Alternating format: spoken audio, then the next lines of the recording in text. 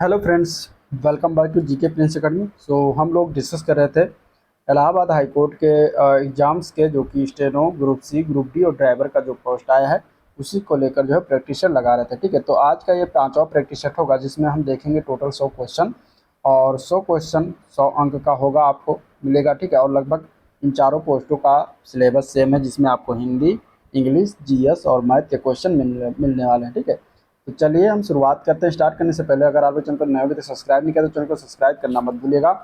ठीक है, और इसके साथ ही इसका पिछला वाला प्रैक्टिस अगर नहीं देखा है तो चैनल पेज पर जाइए, आपको वहाँ से उसके बहुत सारे प्रैक्टिस मिल जाएंगे, देख सकते हैं। ठीक है, शुरुआत करेंगे। पहला क्वेश्चन देखते हैं। तो दिया गया है, हिंदी किस परिवार की भाषा है। ठीक है, तो यहाँ हिंदी के परिवार की अगर हम बात करेंगे तो हिंदी जो आता है वो भारोपीय परिवार का लैंग्वेज है, तो आंसर हो जाएगा इसका बी ऑप्शन राइट। ठीक है, भारोपीय परिवार की क्या है,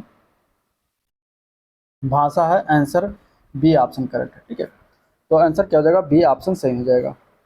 अगला प्रश्न देखते हैं। तो कुछ दिया गया है इस तरीके से कि अकाल का विलोम क्या है। ठीक है, अकाल, तो अकाल का विलोम होता है सुकाल। ठीक है, अकाल का विलोम क्या होता है, सुकाल होता है, जो कि दिया गया है बी पार्ट में, तो बी पार्ट राइट हो जाएगा। क्वेश्चन नंबर 3 है, निम्नलिखित में से यौगिक शब्द बताना। इनमें से क्या हो जाएगा, यौगिक शब्द की अगर हम बात करेंगे तो इसमें हो जाएगा गोपाल। गोपाल जो होता है यौगिक शब्द का उदाहरण है, तो आंसर हो जाएगा इसका डी ऑप्शन करेक्ट, गोपाल। ठीक है, कवि वचन सुधा क्या थी। तो कवि वचन सुधा एक पत्रिका थी, जो कि एक समाचार पत्रिका थी, जिसका संपादन की अगर हम बात करेंगे तो भारतेंदु हरिश्चंद्र ने किया था। ठीक है, भारतेंदु हरिश्चंद्र के द्वारा इस पत्रिका का संपादन किया गया था। तो यहाँ आंसर क्या हो जाएगा, ये एक पत्रिका थी। आंसर क्या है, बी ऑप्शन इसका राइट है। क्वेश्चन नंबर 5 की बात करेंगे। तो अज्ञेय जी को किस कृति पर जो है ज्ञानपीठ पुरस्कार मिला है, अगला प्रश्न है।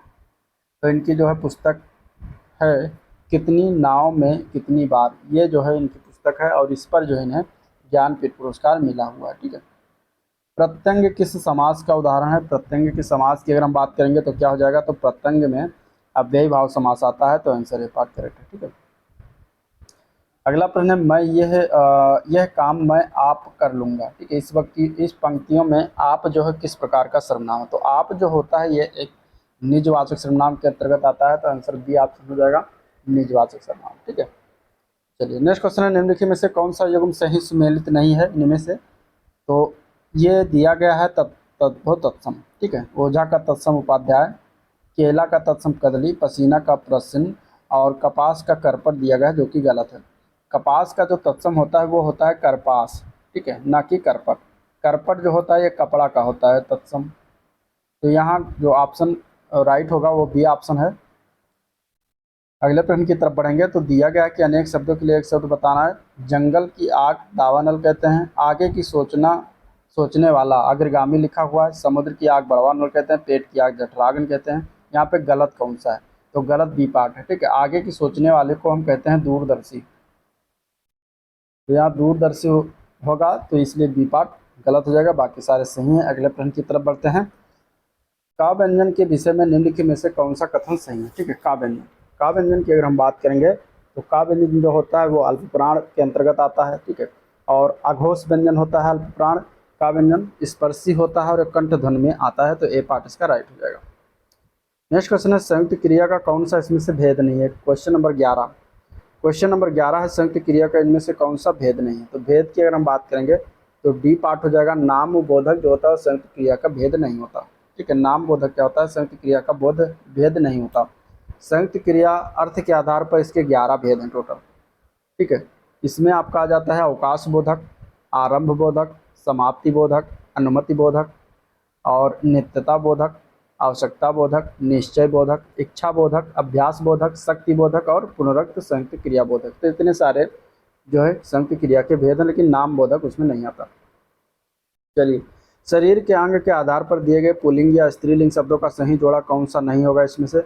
उंगली एड़ी दोनों दिया गया जो कि स्त्रीलिंग जोड़ा है, ये सही है। ठीक है, कलाई तलवा पुल्लिंग दिया गया है, जो कि गलत है, क्योंकि कलाई जो होता है वो स्त्रीलिंग शब्द होता है। ठीक है, कलाई किस प्रकार का शब्द है, तो स्त्रीलिंग है, और तलवा जो है वो पुल्लिंग शब्द है, तो यही गलत हो जाएगा। बाह जांग ये दोनों स्त्रीलिंग है, हाथ पैर पुल्लिंग है, तो यहाँ गलत ऑप्शन बी पार्ट है, बाकी सारे सही हैं। अगला प्रश्न देखते हैं। हस्तक्षेप का हस्तक्षेप लिखा हुआ है, इसका शुद्ध रूप से क्या होगा, ये गलत लिखा हुआ है। तो इसका शुद्ध रूप होता है हस्तक्षेप, जो कि सी पार्ट में दिया गया है। ठीक है, अगला प्रश्न है बिल्ली छत से कूद पड़ी, इसमें कौन सा कारक है। अब छत से कूद रही है यानी कि अलग हो रही है, जहाँ पे अलगाव की स्थिति हो जाए वहाँ पे कौन सा होता है, अपादान कारक होता है। तो इसका डी ऑप्शन राइट हो जाएगा, अपादान कारक। ठीक है, नेक्स्ट क्वेश्चन, राम ने खाना खाया होगा में कौन सी क्रिया है। खाया होगा में कौन सी क्रिया है ये बताना। तो यहाँ देखिए, अगर हम बात करेंगे क्रिया की, तो ये पहली बात संदिग्ध में लग रहा है। ठीक है, खाया है कि नहीं खाया है, इसलिए संदिग्ध भूत हो जाएगा। आंसर इसका बी ऑप्शन करेक्ट है। नेक्स्ट क्वेश्चन है, इन शब्दों में कौन सा शब्द हिंदी शब्दकोश में सबसे अंत में आएगा। इसमें से सबसे अंत में अगर देखा जाए, क्ल्यू, क्रम, कृषक, कृषान। ठीक है, सबसे अंत में अगर देखेंगे तो क्ल्यू आएगा। ठीक है, तो आंसर हो जाएगा ए ऑप्शन। नेक्स्ट क्वेश्चन है, काफूर होना। काफूर होना मुहावरे का सही अर्थ क्या है। काफूर होने का अर्थ होता है भाग जाना। ठीक है, तो आंसर सी ऑप्शन हो जाएगा। अंधों में काना राजा रेखांकित जो है लोकोक्ति का अर्थ क्या है। अंधों में काना राजा, इसका मतलब होता है गुणहीनों के बीच एक गुणवान व्यक्ति हो, तो वहाँ पे हम इस लोकोक्ति का प्रयोग कर सकते हैं। किस रस का संचारी भाव उग्रता, गर्व और हर्ष होता है। तो ये होता है वीर रस का। आंसर हो जाएगा बी पार्ट, डी पार्ट। निम्नलिखित में से कौन सा वार्णिक छंद है। इसमें से वार्णिक छंद की बात करेंगे तो सवैया छंद जो होता है ये वार्णिक छंद के अंतर्गत आता है। ठीक है, अब अगला क्वेश्चन जो दिया गया है वो आपके गद्यांश के होगा। क्वेश्चन नंबर 21 से लेकर 25 तक गद्यांश होगा। गद्यांश को पढ़िएगा, इसके बाद इसका उत्तर दीजिएगा।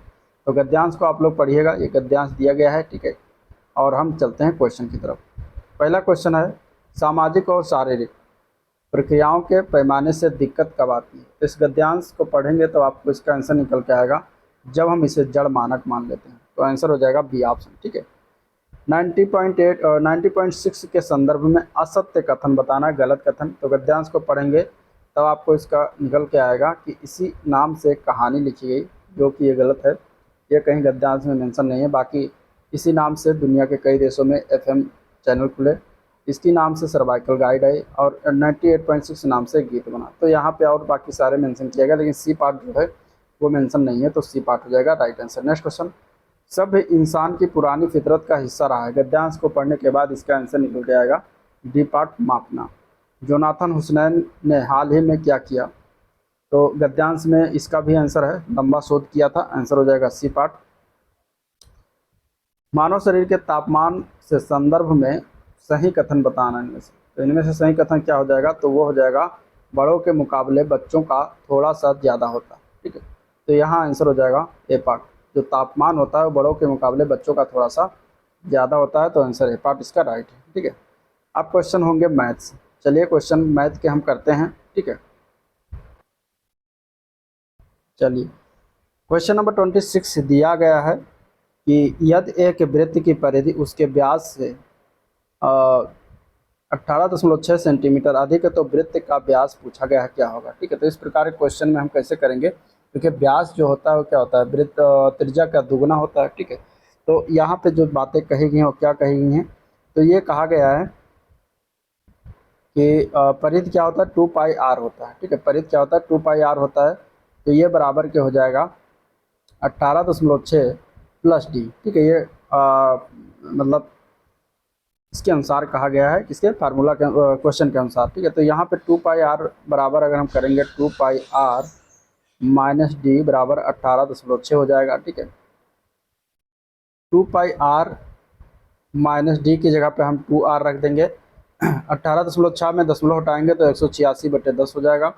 यहाँ से हम क्या करेंगे, 2r कॉमन कर लेंगे, तो ये आपका आ जाएगा अंदर पाई माइनस 1 बराबर 186/10 हो जाएगा। ठीक है, और इसी तरीके से फिर पाई माइनस 1 बराबर इतना हो जाएगा। फिर हम क्या करेंगे, पाई का मान यहाँ पे रखेंगे तो 22/7 माइनस 1 हो जाएगा, 186/10 हो जाएगा। ठीक है, अब इसको हम सॉल्व करेंगे तो 2r बराबर एलसीएम लेंगे तो 22 माइनस 7 होगा, जो कि घटाएंगे तो 15 आ जाएगा, 15/7 186/10 आ जाएगा। तो इस तरीके से जो मान आएगा ये हो गया। अब इसको हम क्या करेंगे, ये पक्षांतर करेंगे। ठीक है, तो r बराबर क्या हो जाएगा, पहले हम इसी को काट लेते हैं। यहाँ पे 2 से कैंसिल करेंगे, 2 9 18, 2 3 6 93 आ जाएगा। पक्षांतर करने पर 93 गुणे 7 ऊपर चला जाएगा, नीचे हो जाएगा 15। अब इसको अगर हम सॉल्व करते हैं तो सॉल्व करने के बाद क्या हो जाएगा, आर बराबर कितना माना जाएगा। ठीक है, इसको सॉल्व करिए तो यहाँ पे 10 भी है तो 10 भी हो जाएगा। ठीक है, तो इस तरीके से इसको हम 3 से कैंसिल करेंगे तो 3 पच्चे 15 हो जाएगा। यहाँ पे 3 त्रिका 9, 3 एकम 3, तो 31 गुणे 7 आ जाएगा। 31 गुणे 7 बटे 10 गुणे 5 नीचे आ जाएगा। तो आर का मान हो जाएगा 217 बटे 50। 50 से जब डिवाइड करेंगे तो ये कितना मान आ जाएगा, या फिर देखिए हमें क्या निकालना है, ब्यास। ब्यास निकालना है तो आर मतलब त्रिज्या का जो है बाई 2 होता है, यानी कि 2 दोगुना होता है ब्यास। ब्यास बराबर त्रिज्या का दुगुना होता है, तो 2 2 से गुणा कर देंगे, 2 आर बराबर क्या हो जाएगा, 82 हो जाएगा। तो 2 से इधर भी गुणा कर देंगे, 217 बटे 50 गुणे 2, इसको कैंसिल करेंगे तो नीचे आ जाएगा 25। और जब 2 आर का मान 217 बटे 25 आ जाएगा। अब जब 25 से भाग करेंगे 217 को तो आ जाएगा 8.68 सेंटीमीटर।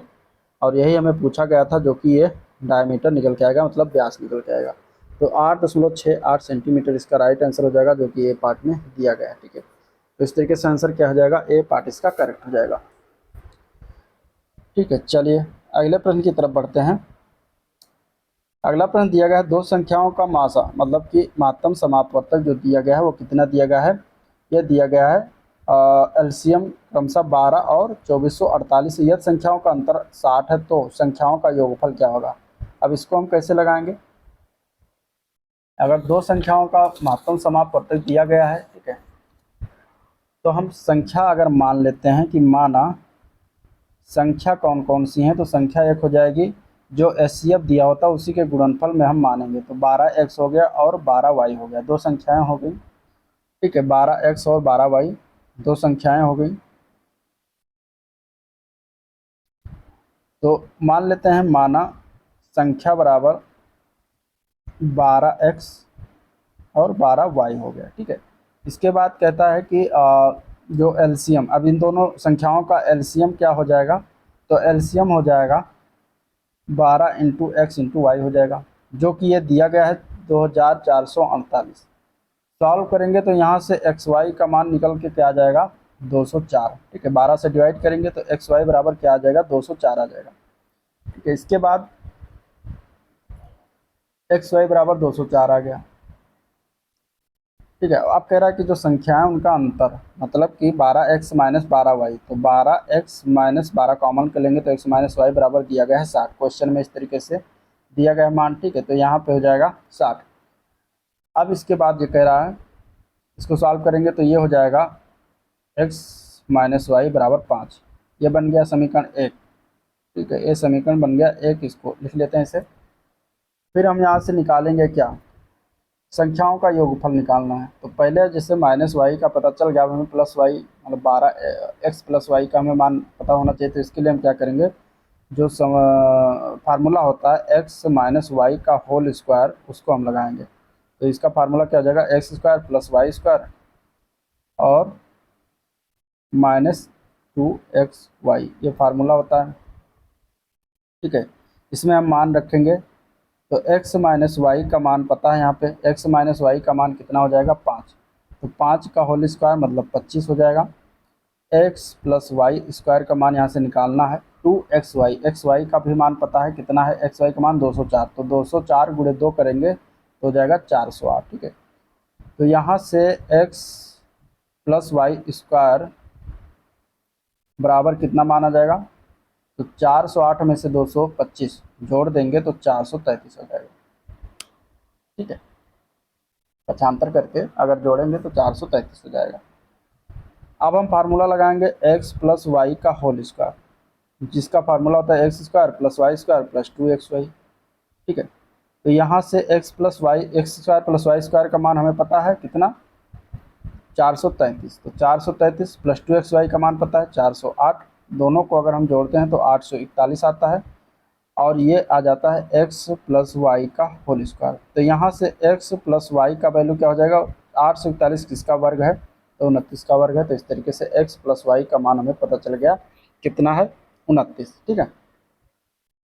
x प्लस वाई का मान हमें पता चल गया कितना है 29। अब हम क्या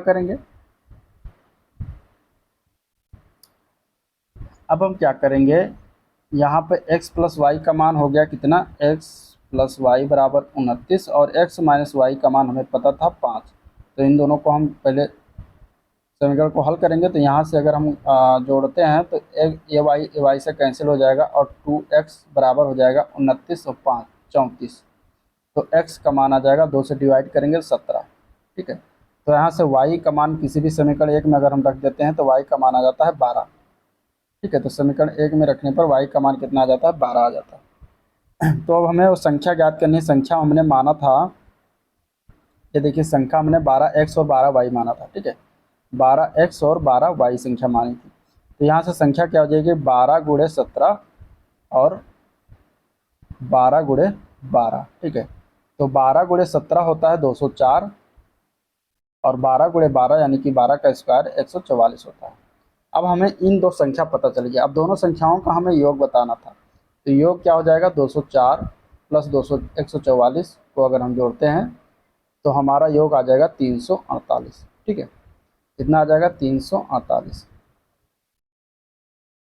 इसको जोड़ने के बाद 348 आएगा और यही आंसर हमें बताना था, जो कि 348 सी ऑप्शन में दिया गया है। ठीक है, तो इस तरीके से निकालते हैं, आंसर क्या हो जाएगा, 348 हो जाएगा। ठीक है, चलिए अगले प्रश्न की तरफ बढ़ते हैं। तो अगला क्वेश्चन है, एक स्कूटर और एक मोपेड के मूल्यों का अनुपात 9:5। यदि एक स्कूटर का मूल्य एक मोपेड के मूल्य से 42 रुपये अधिक है तो मोपेड का मूल्य क्या होगा, ये बताना। ठीक है, मोपेड का मूल्य क्या होना। चलिए इसको लगाते हैं। इसको कैसे लगाएंगे, तो इसको हम लगाने के लिए इसमें क्या करेंगे, इस तरीके से। ये हो गया क्वेश्चन नंबर 28 में दोनों के मूल्यों का अनुपात दिया गया है, स्कूटर अनुपात मोपेड। मान लेते हैं 9:5 दिया गया है। ठीक है, 9:5 दिया गया है और 9:5 दिया गया है और कह रहा है कि एक स्कूटर, यदि एक स्कूटर का मूल्य एक मोपेड के मूल्य से 4200 रुपये अधिक है। ठीक है, तो मोपेड का मूल्य पूछना है। तो यानी कि अगर हम इसको रेशियो में लिखते हैं तो 9 रेशियो इंटू 5 रेशियो, मतलब कि स्कूटर का मूल्य 9 रेशियो का है और मोपेड का मूल्य 5 रेशियो का है। और कह रहा है कि इन दोनों के मूल्य क्या है, मोपेड के मूल्य से 4200 रुपये अधिक है। मतलब इनको अगर हम घटाएंगे तो ये आ जाएगा 4200 रुपये के, ये दिया गया है इस तरीके से। ठीक है, तो यहाँ से अगर हम देखते हैं तो क्या हो जाएगा आंसर,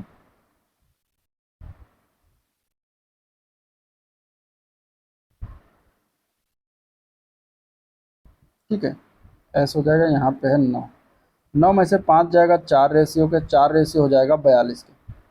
तो एक रेशियो का मान कितना हो जाएगा, तो एक रेशियो का मान, इसको हम अगर 4 से डिवाइड करेंगे तो ये हो जाएगा 1050 के। तो एक रेशियो का मान 1005 और 1050 आ गए। तो यहाँ से अब हम मोपेड का मूल्य निकाल सकते हैं, जो कि दिया गया है 5 रेशियो में। तो 5 रेशियो बराबर, तो इसको हम क्या करेंगे, 5 रेशियो 5 गुणे 1050 कर देंगे तो ये हो जाएगा 5250 रुपये। तो मोपेड का मूल्य क्या हो जाएगा, 5250 रुपये। अगर यहाँ पे स्कूटर का मूल्य पूछा गया होता तो 9 रेशियो दिया गया तो 9 गुणे 1050 कर देते, हमें जो है पता चल जाएगा स्कूटर का मूल्य। ठीक है, जो कि कितना हो जाता है 9 बजे 45, 9 कम 9 9, तो 9450 हो जाता है। मोपेड का पूछा गया तो 5250 इसका जो है राइट आंसर हो जाएगा, जो कि दिया गया है डी पार्ट में। ठीक है, तो डी पार्ट इसका करेक्ट आंसर हो जाएगा। डी पार्ट क्या हो जाएगा, इसका करेक्ट आंसर हो जाएगा।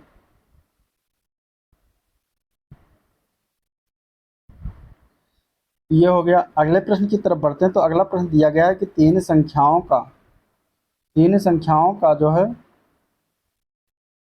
योगफल 392 है। ठीक है, यानी कि अगर हम मान लेते हैं a प्लस बी प्लस सी, तो इनका योग दिया गया है 392 और दिया गया कि यदि पहली संख्या का दूसरी संख्या से अनुपात, मतलब कि a अनुपात b बराबर 2:3 है और दूसरी संख्या का मतलब b अनुपात c तीसरी संख्या से अनुपात 5:8 है, इस तरीके से दिया गया है।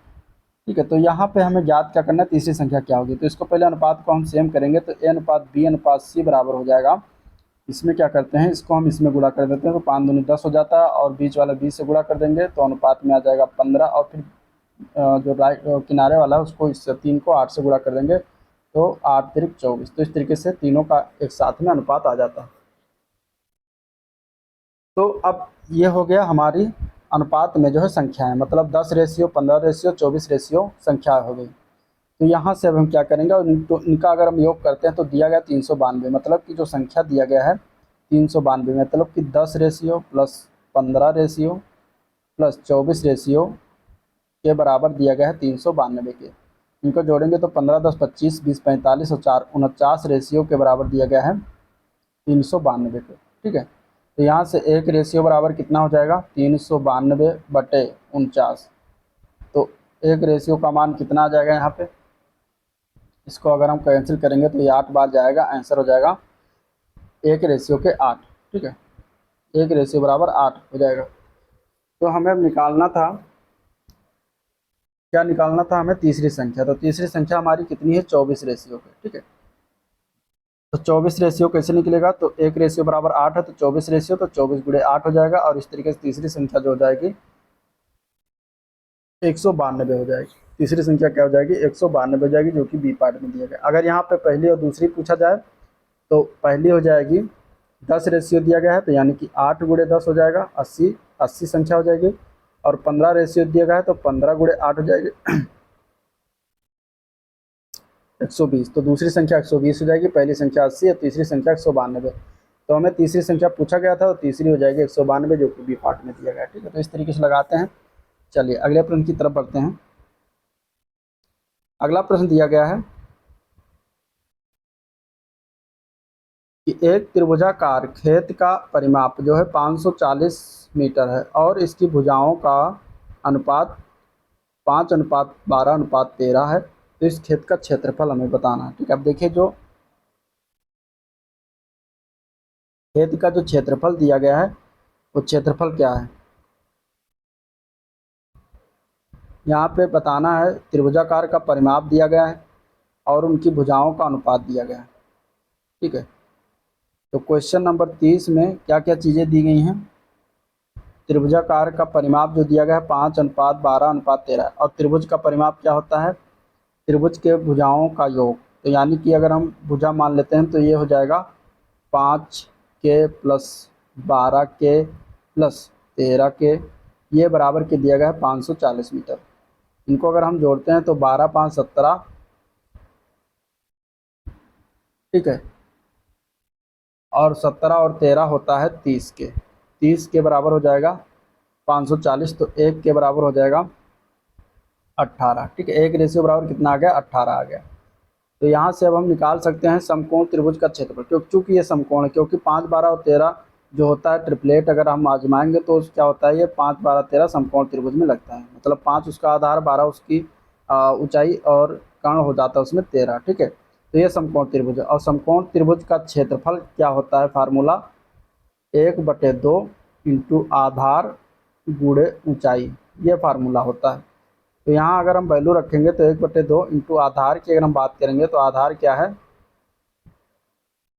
आधार 5 हो जाएगा, ऊंचाई दिया जाएगा 12 इसमें हो जाएगा। तो इस तरीके से यहाँ से 2 छक 12, तो इसका जो खेत का क्षेत्रफल हो जाएगा 30 सेंटीमीटर।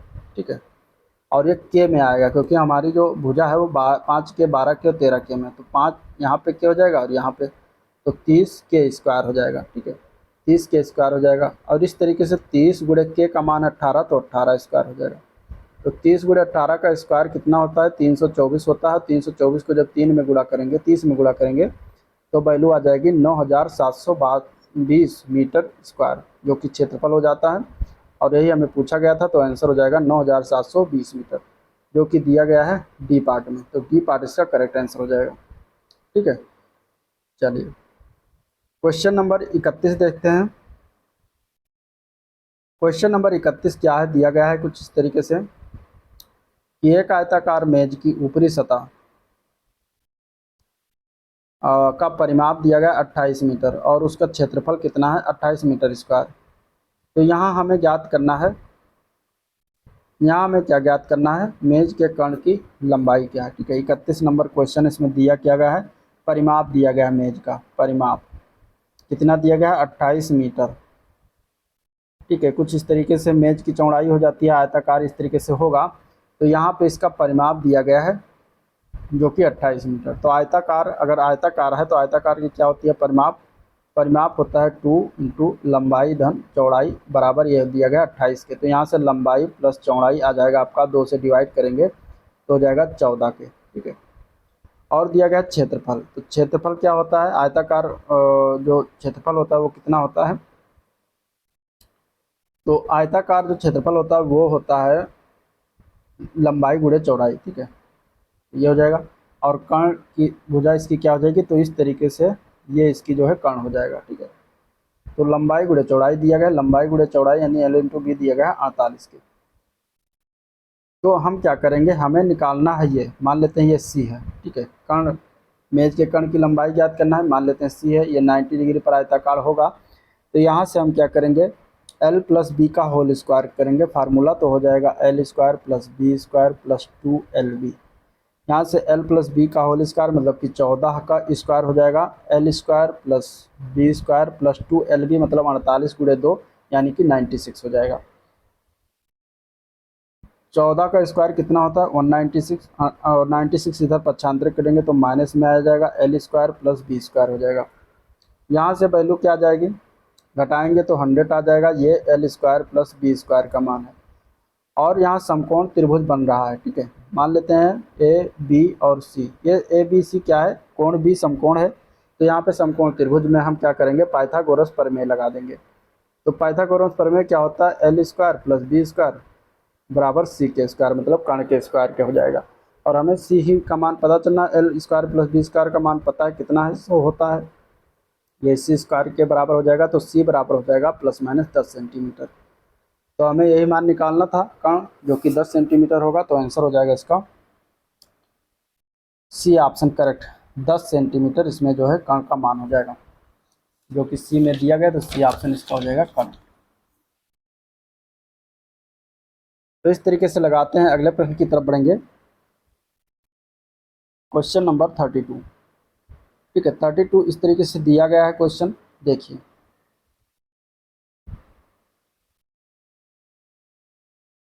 तो यहाँ पे कैसे लगाया जाएगा। ठीक है,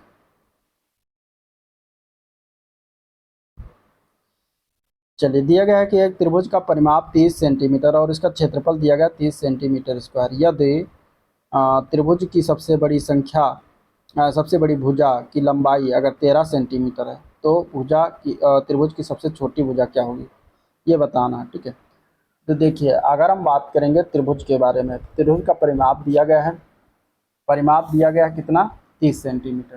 ठीक है, क्षेत्रफल इसका दिया गया है 30 सेंटीमीटर स्क्वायर।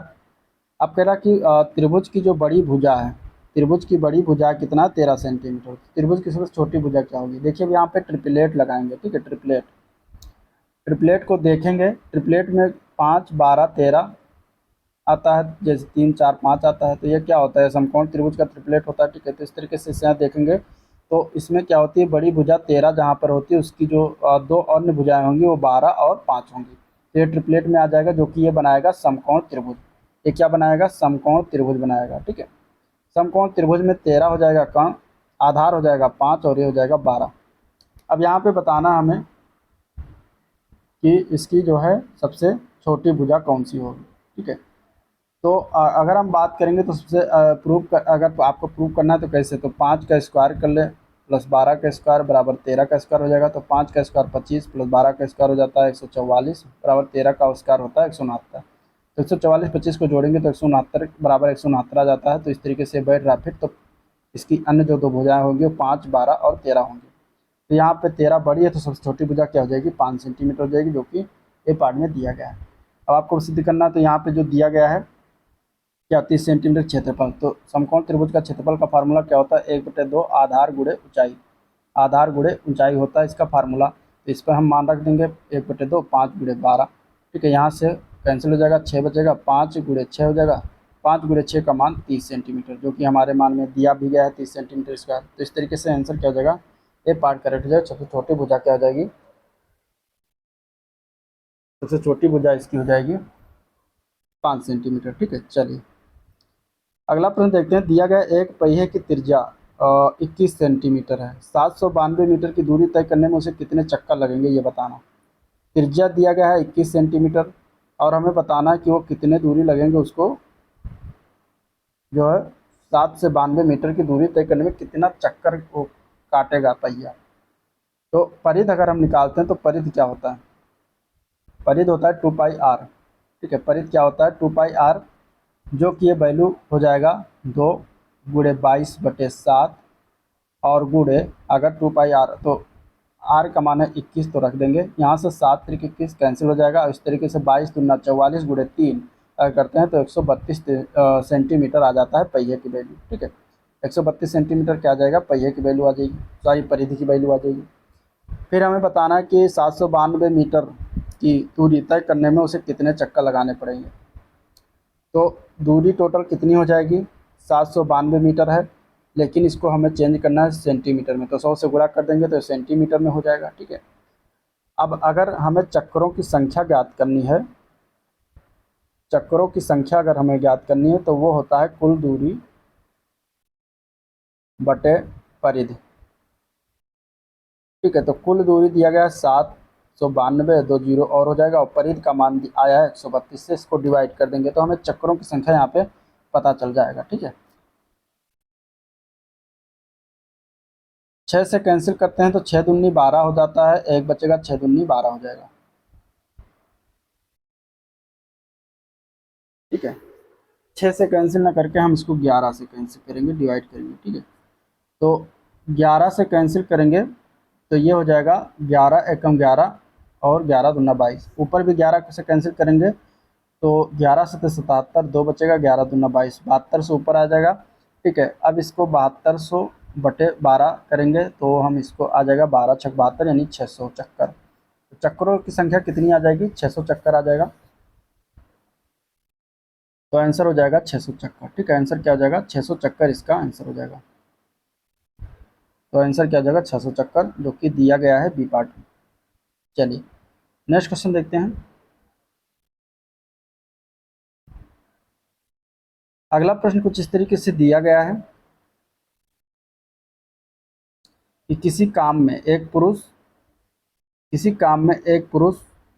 एक महिला से दुगना तेज है और महिला एक लड़के से दुगनी तेज है, यदि वह सभी अर्थात एक पुरुष एक महिला और एक लड़का मिलकर किसी काम को 4 दिनों में पूरा करते हो तो एक लड़का अकेले उसे कितने दिनों में पूरा कर लेगा। ठीक है, ये क्वेश्चन है। इसमें क्या क्या चीज़ें दी गई हैं, तो इसमें दिया गया, मान लेते हैं पुरुष को हम मैन एम से डिवाइड कर देते हैं और महिला को डब्ल्यू से मतलब वोमेन से और लड़का को हम बी से यानी कि बॉयज। यहाँ पे दिया गया है कि एक लड़के से दुगनी तेज है, मतलब महिला तेज है, तो अगर मतलब लड़का अगर एक काम करता है तो महिला 2 काम करेगी। और फिर कहा गया कि महिला से दुगना तेज पुरुष है तो यानी कि महिला 4 काम, सॉरी पुरुष 4 काम करेगा। ठीक है, तो ये क्षमता पता चल गया हमें। तो कुल कार्य की अगर हम बात करेंगे तो कुल कार्य कितना है, तो कुल कार्य की अगर हम बात करेंगे तो कुल कार्य आ जाएगा, इनको अगर हम जोड़ते हैं तो 4 2 6 और 1 7 और 4 दिनों में पूरा करते हैं तो ये इस तरीके से हम इसको लिखेंगे तो ये कुल कार्य आ जाएगा 4 2 6 1 7 और 7 चौक 28, तो 28 टोटल कार्य हो जाएगा। तो इसमें अगर हम बी की बात करेंगे, बी कितने दिनों में ये 28 कार्य को कर लेगा, तो बी की क्षमता एक काम करना और 28 काम करना है तो 1 से डिवाइड कर देंगे तो इस तरीके से ये 28 दिनों में इसको पूरा कर देगा। ठीक है, तो 28 दिन बी को लगेंगे। अगर यहीं पर आपको बी मतलब लड़के को लगेगा। अगर यहीं पर महिला की बात करेंगे तो महिला की कार्य क्षमता 2 है, तो यानी कि 28 को अगर ये कितने दिन में 28 कार्य को करेगा तो 2 एकम 2 और 2 चौके 8, 14 दिनों में महिला जो है उस कार्य को खत्म कर देगी। ठीक है, पुरुष की अगर बात कर लेगा, यहीं पर पुरुष की कुल लेता है तो 4 कार्य करता है, वो 4 क्षमता है उसकी, तो 28 कार्य को 4 में करेगा तो यहाँ पे 4 7 28, तो 7 दिनों में पुरुष जो है उस कार्य को खत्म कर देगा। तो इस तरीके से वैल्यू निकाली जाती है और इसका आंसर क्या आ जाएगा 28 दिन, चूँकि लड़का का पूछा गया था अकेले अकेले तो 28 दिन आंसर इसका राइट हो जाएगा। ठीक है, आंसर क्या हो जाएगा 28 दिन हो जाएगा। चलिए अगले प्रश्न की तरफ बढ़ते हैं। अगला क्वेश्चन दिया गया है कि एक 60 लीटर मिश्रण में अगर अम्ल और पानी का अनुपात दिया गया है कि मतलब 2:1 है, तो इसमें कितना लीटर और पानी मिलाया जाए कि इनका जो है क्या हो जाए, अ, अम्ल और पानी का अनुपात 1:2 हो जाए, ये पूछा गया है। ठीक है, चलिए, तो यहाँ पे अम्ल और पानी मतलब कि एसिड और वाटर की बात कर रहा है। तो एसिड अनुपात वाटर की अगर हम बात करेंगे तो इस तरीके से ये दिया गया है 2:1 का अनुपात। ठीक है, और पूछा जा रहा है कि इसको कितना में कर दिया, तो 1:2 में कहा जा रहा है, कितना मिलाए तब 1:2 हो जाए। ठीक है, तो यहाँ अगर हम बात करते हैं एसिड की, तो एसिड में देखिए कोई छेड़खानी नहीं, पानी मिलाने की बात कर रहा है। तो एसिड 2 है, यहाँ पे 1 है, तो एसिड को हम बराबर करेंगे, तो इसको हम 2 से गुणा करेंगे तो 2:4 हो जाएगा। अब इसको और इसको अगर हम कंपैरिजन करते हैं तो इस तरीके से यहाँ पे देखते हैं कि 1 से 3 यानी 3 रेशियो मिलाया जा रहा है, तब ये 2:4 बनता है, यानी 3 रेशियो के हो जाता है कितना। तो हमें रेशियो कैसे पता चलेगा, तो यहाँ पे दिया गया है 60 लीटर मिश्रण दिया गया है। तो 60 लीटर मिश्रण मतलब कि ये जो मिश्रण है 2 1 3, तो 3 रेशियो के बराबर 60 दिया गया, तो यहाँ पे 1 रेशियो का मान हो जाएगा 20। 1 रेशियो का मान 20 दिया गया है, हमें भी निकालना है 3 रेशियो, तो 3 × 20 करेंगे तो यानी कि 60 लीटर आ जाएगा। ठीक है, तो अगर हम 60 लीटर मिलाएंगे उसमें पानी, तो उनका रेशियो जो हो जाएगा अम्ल और पानी का, वो कितना हो जाएगा, 1:2 हो जाएगा। तो आंसर इसका ए पार्ट करेक्ट। तो इस तरीके लगाते हैं, अगले प्रश्न की तरफ बढ़ेंगे। क्वेश्चन नंबर 36 दिया गया है, क्या दिया गया है कि त्रिभुज एबीसी में कोण ए बराबर 90 है। ठीक है, इस तरीके से कोई त्रिभुज दिया गया है और इसमें ए 90 है, कोण ए के सामने जो भुजा होगी वो स्मॉल ए होगी, तो 25 सेंटीमीटर दिया गया है, और बी का मान दिया गया है 7 सेंटीमीटर, तो इसको बी मान लेते हैं। ठीक है, अब tan बी का मान पूछा गया है, tan बी का मान, तो tan थीटा की वैल्यू क्या होती है, tan थीटा बराबर होता है जो ऊंचाई होती है और आधार होता है उसका, उसमें कॉम्बिनेशन होता है, मतलब ऊंचाई बटे आधार होता है। ठीक है, यहाँ पे हम देखेंगे ऊंचाई का मान तो 7 दिया गया, लेकिन आधार का मान हमें नहीं पता है, तो हम इसको कैसे निकालेंगे। तो यहाँ से हम लगाएंगे पाइथागोरस प्रमेय, मतलब कि 7 का स्क्वायर प्लस सी स्क्वायर बराबर 25 का स्क्वायर हो जाएगा। यहाँ से 7 7 49 प्लस सी स्क्वायर बराबर 25 का स्क्वायर, मतलब 25 25 हम 625। ठीक है, इस तरीके से यहाँ से सी का स्क्वायर हो जाएगा 625 माइनस 49, सी स्क्वायर बराबर हो जाएगा 625 माइनस 49 कितना होता है 576। तो सी बराबर आ जाएगा, किसका वर्ग लिखा हुआ है तो 24 का वर्ग होता है, तो सी का मान आ गया 24। सी का मान आ गया 24, यानी कि एल का मान है, लंबाई का इसकी दी हुई 7, आधार इसका 24 आ गया। तो इस तरीके से आंसर हो जाएगा tan बी का मान 7/24, 7/24 का फाइनल आंसर हो जाएगा, 7/24 क्या हो जाएगा, फाइनल आंसर हो जाएगा। ठीक है, तो डी पार्ट इसका करेक्ट। चलिए, अगला प्रश्न है, यदि किसी धनराशि पर ब्याज 1 पैसा प्रति रुपया प्रति माह हो। ठीक है, दिया गया है, तो वार्षिक ब्याज का दर परसेंटेज बताना क्या होगा। ब्याज दिया गया है 1 पैसा प्रति रुपया प्रति माह दिया गया है, तो कुल ब्याज क्या हो जाएगा, कुल ब्याज कितना हो जाएगा, कुल ब्याज कितना हो जाएगा 1 वर्ष में, 1 वर्ष में कुल ब्याज हो जाएगा 12 पैसा, कितना हो जाएगा 12 पैसा हो जाएगा। कुल धनराशि कितना दिया गया है, कुल धनराशि मतलब कि मूलधन तो 1 रुपया दिया गया है, मतलब कि ये 100 पैसा हो जाएगा, 1 रुपये में 100 पैसा होता है। ठीक है, तो दर क्या हो जाएगा, दर परसेंटेज, तो 12 पैसा कुल ब्याज दर है इंटू 100 हो जाएगा, अपान 100 कर देंगे इसको डिवाइड से, तो इस तरीके से यहाँ पे क्या हो जाएगा 100 से 100 कैंसिल हो जाएगा, तो 12% जो है इसका क्या हो जाएगा, परसेंटेज हो जाएगा, प्रतिशत दर। तो बी पार्ट में इसका राइट आंसर है, बी पार्ट करेक्ट हो जाएगा। ठीक है, अगला प्रश्न है, 50 परीक्षणों के एक समूह का मानक विचलन 8 दिया गया है, यदि प्रत्येक परीक्षण को 2 से गुणा किया जाए तो मानक विचलन का मान क्या होगा। तो यहाँ पे देखिए, जब इस तरीके से दिया होता है कि कोई चीज़ मानक विचलन दिया है और अगर कहा जा रहा है कि प्रत्येक परीक्षण को 2 से गुणा किया जाए, तो वहाँ जो मानक विचलन है उसमें भी 2 से हम गुणा कर देंगे, तो हमारा नेक्स्ट मानक विचलन निकल के आ जाएगा, 8 दूनी 16 हो जाएगा। तो आंसर बी ऑप्शन करेक्ट है, 16 हो जाएगा इसका राइट आंसर। ठीक है, चलिए नेक्स्ट क्वेश्चन, एक्स के किस मान के लिए, 39 है, एक्स के किस मान के लिए आंकड़ों का बहुलक जो है 27 होगा। तो यहाँ पे 27 ही रख दीजिए, क्योंकि बहुलक मतलब सबसे ज़्यादा जो संख्या बार रिपीट हुई हो, तो यही हो जाएगा आंसर इसका 27। ठीक है, नेक्स्ट क्वेश्चन है, 16832 के माध्य और मध्यिका का योगफल। देखिए माध्य और मध्यिका के योगफल के बारे में बहुत बार बातें हो गई हैं, तो देख लेते हैं माध्य कैसे निकालते हैं। सभी संख्याओं को जोड़ लेंगे, 1 + 6 + 8 + 3 + 2 और जितनी संख्या है उनसे भाग कर देंगे। ठीक है, ये जोड़ने पर कितना आता है, 20 आता है। 5 से डिवाइड करेंगे तो 4, माध्य 4 आ गया।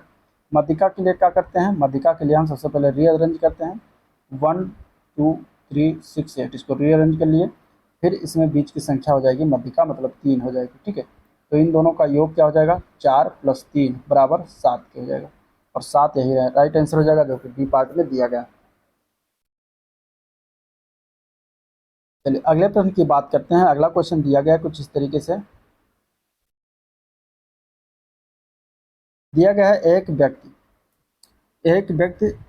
अपनी यात्रा का 2 भाग ट्रेन के द्वारा करता है, 17/22 भाग कार के द्वारा करता है, तथा शेष भाग जो है 1 किलोमीटर पैदल चलकर जो है शेष तय करता है। तो कितनी दूरी वो तय करता है।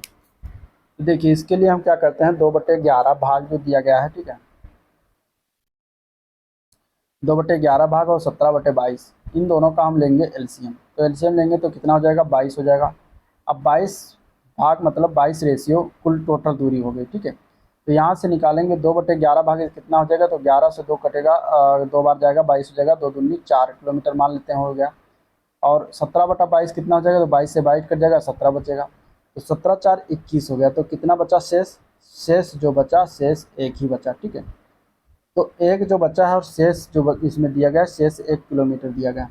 तो 1 रेशियो के बराबर 1 किलोमीटर हो जाएगा। ठीक है, तो यहाँ पे हमें पूछा गया कि टोटल दूरी, तो टोटल हमने 22 रेशियो माना हुआ था टोटल दूरी, तो 22 रेशियो के बराबर, तो 22 × 1 = 22 किलोमीटर हो जाएगा।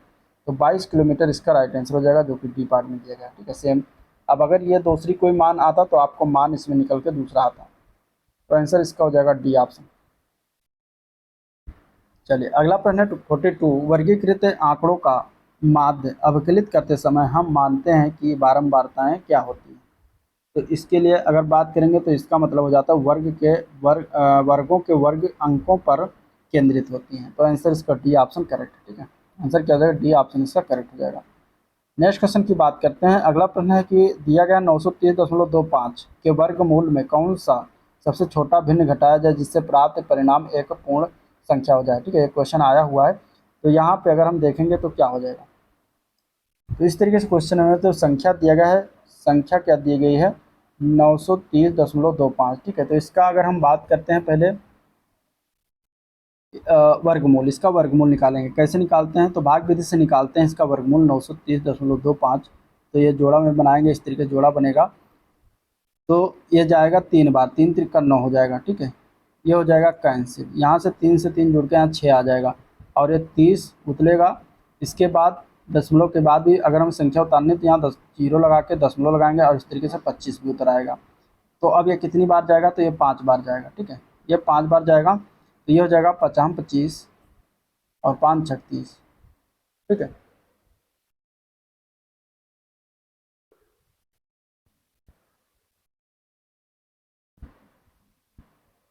तो यहाँ ये हो जाएगा कैंसिल,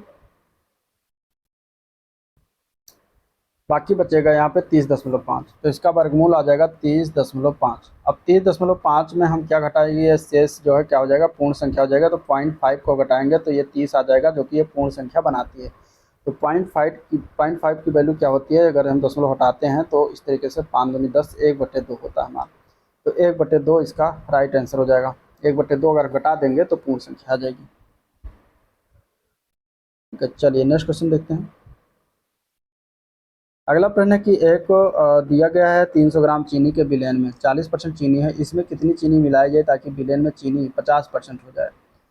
देखिए 40% चीनी है, 40% चीनी है, मतलब कि 40/100 अगर हम करते हैं इस तरीके से, तो यहाँ से वैल्यू आ जाती है, तो मतलब कि 4/10 आ जाता है। 4/10 मतलब 10 टोटल है, तो इसमें से 4 क्या है, चीनी है। ठीक है, और 50% चीनी करनी है तो 50/100 करेंगे इसको, यहाँ से 1 जीरो कट जाएगा तो हो जाएगा 5/10, यानी कि इसमें हमें 5 चीनी करनी है। ठीक है, और मिश्रण टोटल कितना है, 10। तो चीनी और पानी का अगर हम अनुपात देखते हैं, चीनी और पानी का अनुपात, तो चीनी और पानी का अनुपात पहले वाले में तो 4 चीनी हो जाएगा तो 6 पानी हो जाएगा, तभी टोटल मिश्रण जो आएगा 10 आएगा। फिर इसके बाद दूसरा कह रहा है 50% वाले में, तो उसमें 5 चीनी हो जाएगी तो 5 पानी हो जाएगा। अब हमें जो मिलाना है वो चीनी ही मिलाना है, पानी में कोई छेड़खानी नहीं करनी है। तो पानी को हम बराबर कर लेते हैं। तो बराबर करने के लिए इसमें 5 से गुणा करेंगे, इसमें 6 से गुणा करेंगे। तो क्या आ जाएगा, ये हो जाएगा 4 पंचे 20 अनुपात 6 पंचे 30। ये हो जाएगा 6 पंचे 30 अनुपात 6 पंचे 30। तो ये हो जाएगा पानी, पानी जो कि बराबर है 30। अब 20 और 30 का जो डिफरेंट है वो हो जाएगा 10। तो यही 10 रेशियो जो है हमें निकालना था। ठीक है, यही 10 रेशियो हम मिला देंगे तो क्या हो जाएगा कि चीनी का जो परसेंटेज होएगा 50% हो जाएगा। तो 50, अब जो चीनी का परसेंटेज हो गया 10 रेशियो में निकालना है। टोटल देखा जाए तो 300 ग्राम चीनी है, यानी कि टोटल मिश्रण कितना है 20 और 30 50। तो 50 रेशियो के दिया गया है 300। तो एक रेशियो के हो जाएगा, यहाँ से कैंसिल हो जाएगा, 5 6 30 तो 6 आ जाएगा। एक रेशियो के 6 आ जाएगा। तो 10 रेशियो के तो 10 गुणे 6 बराबर 60। तो 60 ग्राम अगर हम चीनी और मिला दें तो वो चीनी उसमें 50% हो जाएगा। तो यहाँ आंसर ए पार्ट करेक्ट है। ठीक है, तो 60 ग्राम चीनी और मिलाया जाएगा। चलिए नेक्स्ट क्वेश्चन देखते हैं। किसी संख्या में 8% जोड़ने पर और 3% घटाने से प्राप्त संख्याओं के बीच का जो अंतर है वो कितना है।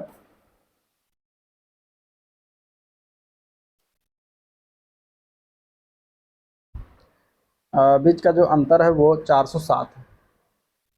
तो मूल संख्या बताना है क्या होगी, मूल संख्या हमें बताना है यहाँ पे क्या होगी। चलिए तो कोई संख्या मान लेते हैं x है। तो x में अगर हम 8% जोड़ेंगे तो x इंटू 108/100 हो जाएगा। और इसको घटाना इसी में से, तो x का 3% घटाना, तो यानी कि 97/100 हो जाएगा। ये बराबर के दिया गया है इनका अंतर दोनों का 407। ठीक है, बराबर दोनों का अंतर कितना दिया गया है 407 दिया गया है। इन्हीं को हम सॉल्व करते हैं। सॉल्व करने के लिए हम क्या करेंगे, 108x माइनस 97x/100 कर देंगे। दोनों का एलसीएम सेम है, बराबर 108 में से 97 घटाएंगे तो 11x/100 हो जाएगा, बराबर 407 हो जाएगा। 11 से हम कैंसिल करेंगे ये 407 को, तो ये जाएगा 37 बार। तो x बराबर हो जाएगा 3700। तो वो संख्या कौन सी है, 3700 है, जो कि ए पार्ट में दिया गया है। इस तरीके से आंसर हो जाएगा ए पार्ट इसका करेक्ट। चलिए अगला प्रश्न देखते हैं। तो योग इनमें के योगफल में कौन सा भिन्न जोड़ा जाए ताकि परिणाम जो है एक पूर्ण संख्या हो जाए। तो देखिए इसके बहुत तरीका, आप इसको पहले साधारण भिन्न में बदल के पहले जोड़िए, इसके बाद फिर जोड़िए, या फिर इसका जो फ्रैक्शन दिया गया मतलब 3/4 4/5 और 3/8, इन्हीं को हम जोड़ लेते हैं। ठीक है, 3/4 प्लस 4/5 प्लस 3/8, इनको अगर हम जोड़ते हैं तो नीचे का एलसीएम कर लेते हैं। तो एलसीएम आ जाता है 40। तो ऊपर हो जाएगा 30 प्लस 8 चौक 32 प्लस 8 पंजे 40, तो 5 3 15। अब फिर इनको बाद जोड़ने के बाद 77/40 आएगा। इनको अगर हम एक बार भाग करते हैं तो 40 एकम 40 जाएगा और ये बचेगा 37/40। ठीक है, तो एक सही 37/40 आ गया। अब इसमें क्या करेंगे, जो 37/40 आया है, अगर इसमें हम 3/40 और जोड़ देते हैं तो ये बन जाता है 40/40, यानी कि 1। तो पूर्ण संख्या बन जाती है। ठीक है, तो पूर्ण संख्या बन जाती है, यानी कि हम 3/40 अगर हम जोड़ देते हैं तो पूर्ण संख्या बन जाएगी पूरी। तो यहाँ पे आंसर हो जाएगा बी पार्ट। ठीक है, 3/40 इसका राइट आंसर हो जाएगा। चलिए, कोई व्यक्ति 8 रुपये में एक वस्तु 8 रुपये में जो है 10 वस्तु खरीदता है और उन्हें 1.25 रुपये प्रति वस्तु की दर से बेचता है, तो उसका प्रतिशत लाभ क्या होगा।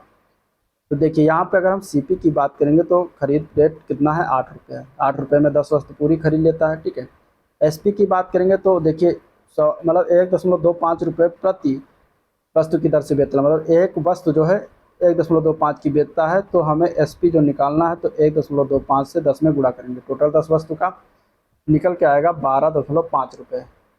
तो अब सीपी और जो लाभ होगा, प्रॉफिट होगा, क्या होगा, एसपी माइनस सीपी। तो एसपी का मान है 12.5 माइनस 8, इसको घटाएंगे तो ये हो जाएगा 0.5, ऐसे उतर आएगा, 12 में से 8 जाएगा 4.5 रुपये।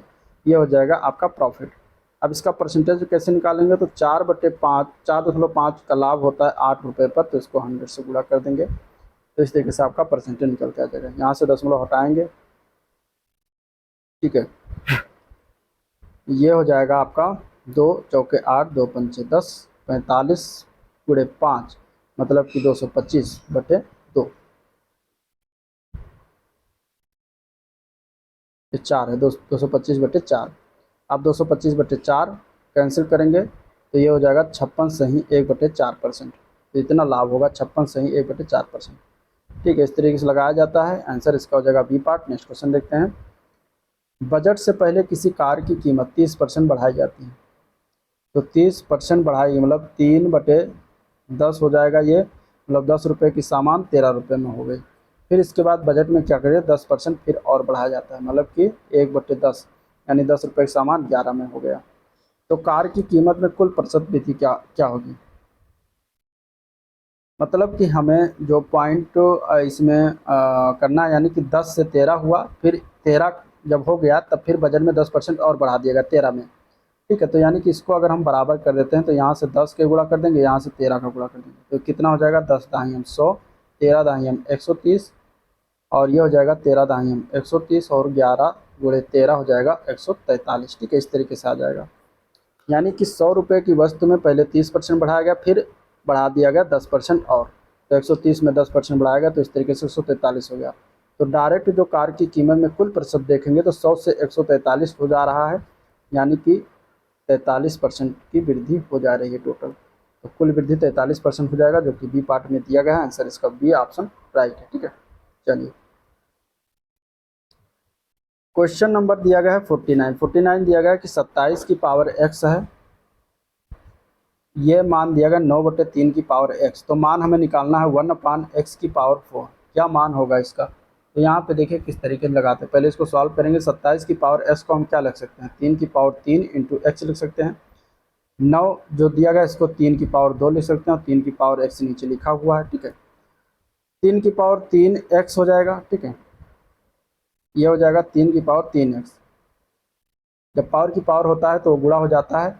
अब इसको अगर पक्षांतर करके इधर लाएंगे तो इधर आ जाएगा इंटू 3 की पावर x बराबर 3 की पावर 2, ये हो जाएगा मान। अब क्या करेंगे, इसको और सॉल्व करते हैं। तो गुणा में क्या होता है, घात जुड़ता है, तो 3 की पावर हो जाएगा 3x प्लस x मतलब 4x, तो ये बराबर हो जाएगा 3 स्क्वायर। तो अब जब बेस अगर बराबर हो तो घात को हम कंपेयर कर लेंगे, तो 4x बराबर 2 हो जाएगा। तो यहाँ से x का मान आ जाएगा 1/2। x का मान 1/2 आ गया, तो हमें निकालना क्या है 1/x की पावर 4। तो यहाँ से x की वैल्यू रखेंगे तो 1/2 की पावर 4 हो जाएगी। ये तो ऊपर जाएगा तो 2 की पावर 4/1 हो जाएगा नीचे। 2 की पावर 4 की अगर हम बात करेंगे तो मान क्या है, 2 की पावर 4 वैल्यू होती है 2 दूनी 4, दूनी 8, दूनी 16। तो 16 इसका राइट आंसर हो जाएगा, जो कि दिया गया है डी पार्ट में। तो इस तरीके से लगाते हैं। चलिए क्वेश्चन नंबर 50 दिया गया है कि कोई धनराशि साधारण ब्याज पर 10 वर्षों में अपनी की दोगुनी हो जाती है। मतलब पी है, पी से 2p हो गया, 10 वर्षों में हो गया, 10 ईयर्स समय दिया गया है। तो ब्याज दर क्या होगा, ब्याज दर पूछा गया है। तो यहाँ पे रेट क्या हो जाएगा, रेट जो होगा, ठीक है, SI अगर हम बात करेंगे तो PRT/100 इसी पर रखेंगे। पी वैल्यू दिया गया है, अपनी की दोगुनी हो जा रही है, मतलब कि P में से अगर सिंपल रिटर्न निकालेंगे तो कैसे निकलेगा, 2p में से p घटाएंगे तो p हो जाएगा SI, और मूलधन P दिया गया है, R निकालना, T है 10 साल बटे 100 है। ठीक है, यहाँ से P से की कैंसिल हो जाएगा, तो R बराबर हो जाएगा 10%। R बराबर कितना हो जाएगा 10%। तो 10% इसका सही है, एक पार्ट इसका करेक्ट हो जाएगा। ठीक है, तो ये थे मैथ के क्वेश्चन। अब हम देखेंगे जो है GS के क्वेश्चन। तो चलिए GS के क्वेश्चन देखते हैं। 50 के बाद 51 नंबर क्वेश्चन सॉल्व करेंगे। यहाँ पे दिया गया है कि नवंबर 2022 में CV आनंद बोस को किस राज्य का राज्यपाल नियुक्त किया गया है। तो ये नियुक्त किया गया था पश्चिम बंगाल के राज्यपाल, अभी भी वर्तमान में यही हैं पश्चिम बंगाल के। तो आंसर डी ऑप्शन करेक्ट है। G20 का हाल ही में अध्यक्षता कौन सा देश बना था, तो वो भारत बना था। आंसर इसका सी ऑप्शन हो जाएगा। ठीक है, चलिए अगला प्रश्न है 2022 का पुरुष एकल पेरिस मास्टर खिताब का टेनिस जो है खिलाड़ी किसने जीता है। तो अब देखिए 2024 का आप लोग करंट अफेयर पढ़ लीजिएगा, इस पर मत जाइएगा। इसका होल्डर रूने है। आंसर सही बी पार्ट। ठीक है, कौन सा एयरपोर्ट दुनिया का पहला सौर ऊर्जा से संचालित हवाई अड्डा बन गया है। तो उस हवाई अड्डा का नाम है कोचीन इंटरनेशनल हवाई अड्डा। आंसर सी ऑप्शन राइट हो जाएगा। महाशिवरात्रि समारोह में कहाँ 21 लाख दीपक जलाकर जो है गिनीज रिकॉर्ड बनाया गया। तो ये हुआ है उज्जैन में। आंसर सी ऑप्शन हो जाएगा। अगला प्रश्न है मार्च 2022 में क्रिकेट के दिग्गज शेन वॉर्न का 52 वर्ष की अवस्था में निधन हो गया। वो किस देश के पूर्व क्रिकेटर थे। तो ये थे ऑस्ट्रेलिया के। आंसर हो जाएगा इसका ए पार्ट करेक्ट। ठीक है, गीता रहस्य नामक पुस्तक के लेखक कौन है। तो गीता रहस्य नामक पुस्तक के लेखक का नाम है लोकमान बाल गंगाधर तिलक थे, तो आंसर हो जाएगा सी ऑप्शन। ठीक है। स्टेनलेस स्टील बनाने के लिए क्या प्रयोग में लाया जाता है? तो इसके लिए हम प्रयोग में लाते हैं क्रोमियम व निकेल, तो आंसर हो जाएगा ए पार्ट। निम्नलिखित में से कौन सा प्राकृतिक बहुलक बहुलक है? तो इसमें से देखा जाए तो सेलुलोज हो जाएगा, आंसर बी ऑप्शन करेक्ट है। अगला प्रश्न है संथाल विद्रोह का नेतृत्व जो है किसने किया था? तो ये किया गया था सिद्धू कान्हू व भैरव चांद के द्वारा, तो आंसर हो जाएगा सी पार्ट ए व बी दोनों। ठीक है। कब हुआ था संथालों का विद्रोह? तो 1855 में हुआ था, 1856 में ये समाप्त हो गया था, अंग्रेजों ने इसे जो है दबा दिया था, तो आंसर हो जाएगा सी पार्ट।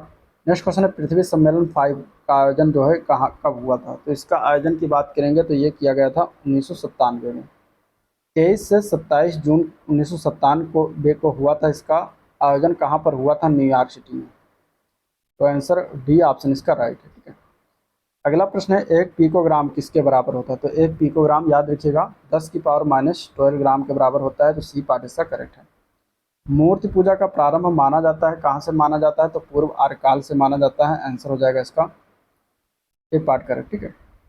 अगला प्रश्न है जजिया किसके शासन काल में पुनः लगाया गया था? तो जजिया की अगर हम बात करेंगे तो ये औरंगजेब के शासन काल में जो है पुनः लगाया गया था। और औरंगजेब का शासनकाल कब से लेकर कब तक रहा था? तो ये 1658 से लेकर 1707 तक इस ये मुगल सम्राट बना था।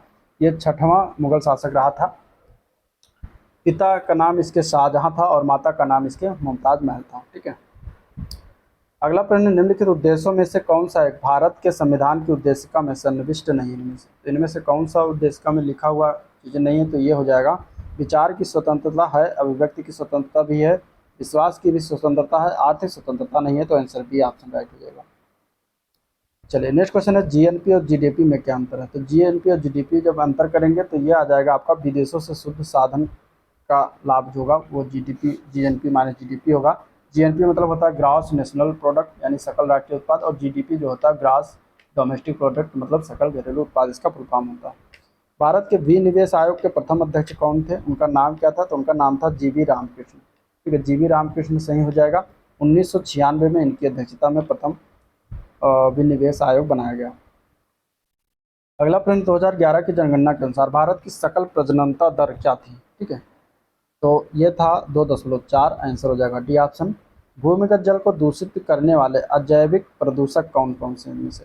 तो यहाँ पे आंसर क्या हो जाएगा? तो 69 का आंसर हो जाएगा आर्सेनिक। आर्सेनिक इसका राइट पार्ट है। अगले प्रश्न की तरफ बढ़ते हैं। उत्तर प्रदेश में प्रथम विकलांग विश्वविद्यालय कहाँ स्थापित किया गया? तो इसकी स्थापना की गई है चित्रकूट में। ठीक है। मानव शरीर के कौन से अंग में लसिका कोशिकाएं बनती हैं? लसिका कोशिकाएं जो बनती हैं वो तिल्ली यानी स्प्लीन यानी कि प्लीहा जिसको कहते हैं इसमें बनता है, तो डी पार्ट हो जाएगा। औरंगजेब द्वारा चलाया गया जिहाद का अर्थ क्या है? तो जिहाद के अर्थ की अगर हम बात करेंगे तो इसका अर्थ है दारूल इस्लाम। ठीक है। नेक्स्ट क्वेश्चन है उत्तर प्रदेश सरकार द्वारा उद्यमियों के सभी प्रश्नों का समाधान करने के लिए कौन सा पोर्टल विकसित किया गया है? उस पोर्टल का नाम क्या है? तो उस पोर्टल का नाम है वन स्टॉप पोर्टल। ड्रोन नीति को मंजूरी देने वाला देश का पहला राज्य कौन सा बना है? तो वह है हिमाचल प्रदेश, आंसर हो जाएगा सी ऑप्शन करेक्ट। अगला प्रश्न देखते हैं। तो गोवा में राष्ट्रीय सीमा शुल्क और जीएसटी संग्रहालय का शुभारंभ किसके द्वारा किया गया? तो ये किया गया था निर्मला सीतारमण के द्वारा। ठीक है। अभी हम 25 क्वेश्चन इंग्लिश के देखेंगे, इसके बाद समाप्त करते हैं इस प्रैक्टिस सेट को। तो पहला क्वेश्चन अगर इंग्लिश का देखें तो दिया गया है कि वॉइस में बदलना है, मतलब एक्टिव वॉइस में दिया गया है, इसको हमें बदलना है पैसिव वॉइस में। Her manners please us very much, यहाँ पे ऑब्जेक्ट क्या है?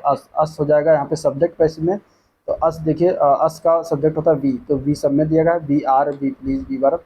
अब देखिए प्लीज दिया गया है, मैनर्स प्लीज मतलब कि ये पास्ट टेंस में है, तो वर वाला आर वाला तो बिल्कुल नहीं होगा।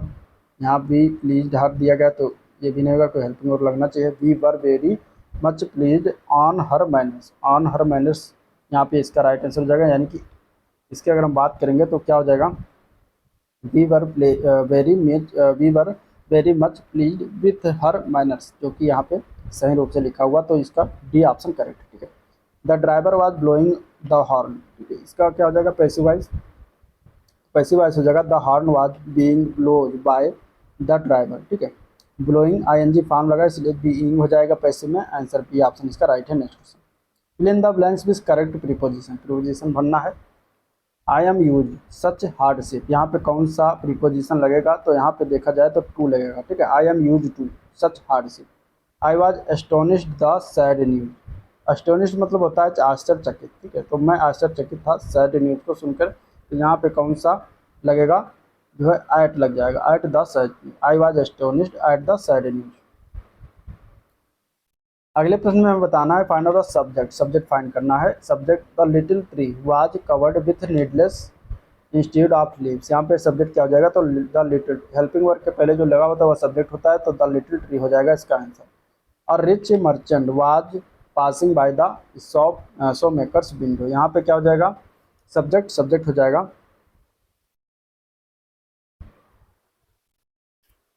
और रिच मर्चेंट, ठीक है, आंसर हो जाएगा इसका B part.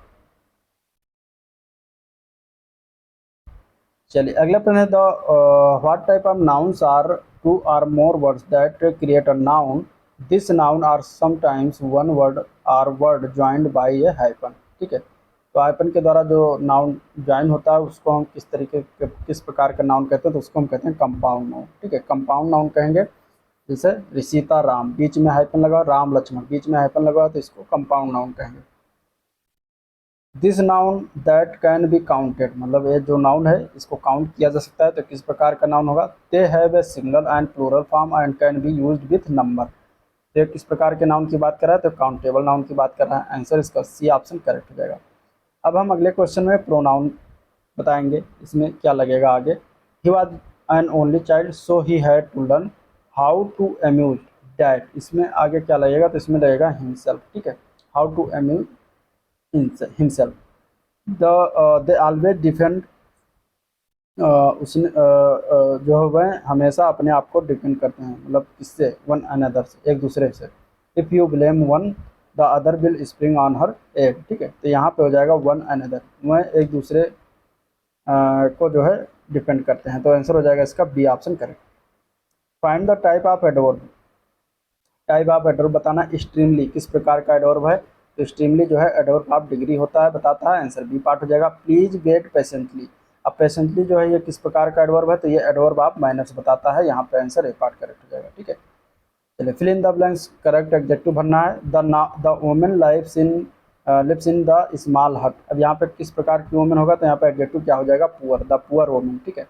He saw it with his, किस उसने देखा, हिज ओन आइज, आइज यहाँ पे ओन हो जाएगा, ठीक है। He was a man of dash ambition, किस प्रकार का मैन होता है एम्बिशन, तो यहाँ पे क्या हो जाएगा 90 का सी पार्ट और ग्रेट एम्बिशन, ठीक है। Choose the correct alternative of underline word, तो मेक का हमें बताना है इसका अल्टरनेटिव।